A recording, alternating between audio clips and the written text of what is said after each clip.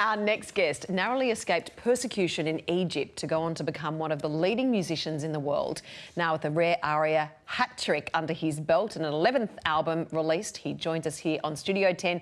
Please welcome Joseph Tawadros.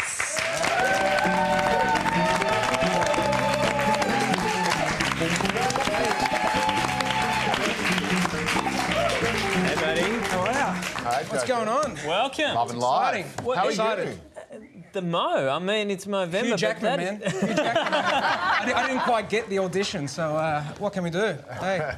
I would have given you the part with a look like that. What can you do? Fantastic work. Congratulations. Thanks so much. Thanks so much. Plugging away for a while. It's nice plugging away, yeah. Finally get recognised. Yeah, it's good. I mean, you know, it's a beauty. I'm very lucky, you know, to be able to do what I do, and it's all icing on the cake sort of stuff. I'm very happy to be playing the oud, which no one knows about, which is great. So hopefully we'll change that today. I think today is about, you know, sharing the oud with the world. I mean, it's Oud Awareness Week, starting today, by the way. Well, you've got to take the oud with the bad. That's it. Hey. But can you tell us a little bit about, like, what's your background? Your parents are musicians, or, like, what's your story? Yeah, well, I was born in Egypt, a Coptic background, so the Christian Egyptians, and we came here, immigrated here in 1986, and yeah, my parents just loved music, and my grandfather played the oud, and you know, I just loved it, and it was kind of a link between my heritage and now what I do with it is kind of a link between Australia and the Middle East in a way. And the oud is it like a guitar, or well, what is it? It's a lute, basically. It's the ancestor of the lute. Actually, the word lute comes from the word al-oud, so al-oud, lute, and so forth. So that's how it's come about. Is this an instrument that's played a lot in Egypt? Yeah, well, the Middle East, it's actually the most popular instrument in the Middle East. It's called the king of all instruments. That's how it's known. So that's pretty...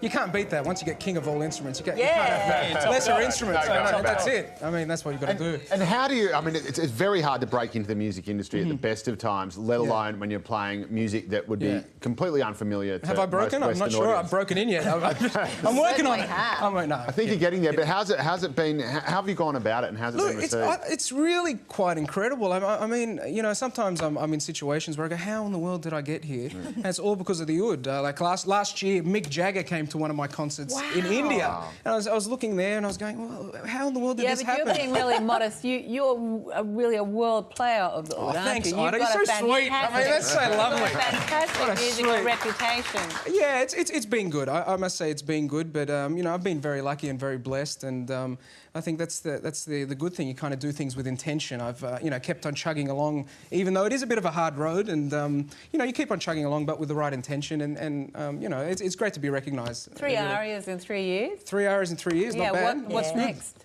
So 4 ARIAs in 4 years. That's what I'm doing. No, I'm trying to actually start an Arabic boy band called 5 Seconds of Osama.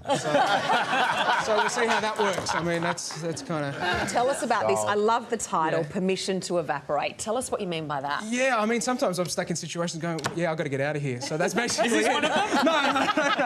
No, Permission to Stay is the sequel. But no, it was actually a really tough time. I guess my parents passed away in the last 2 years, so my mother and my father, and so sometimes you get these moments where you just need to get sort of out of your world, but there's so much that ties you down, and so that's the message behind the album. Is this sometimes you just need to break out, but there's so much that ties you to your world. But it was a really great experience recording the album. We went to New York and recorded with 2 of the greatest. My brother's also a percussionist, and we had the great pianist Matt McMahon. Wow. My brother being James Tawadros, and 2 great legends of the jazz world. One being one of the greatest double bass players, Christian McBride, who was doing shows with James Brown and things like that, and Mike Stern, who was playing with Miles Davis in his band. So we were very lucky to get those guys to be excited about the project, and really we had a great time in the studio and finished it in 2 days and got the ARIA. Good on you. Thank you so much for joining us. The power of music. It's a wonderful thing. And good luck at the ARIAs. And the ARIAs are broadcast here on Network 10 tomorrow night. There is still plenty more in this edition of Studio 10. And stand by that phone. You could be playing What's in the Box when we come back.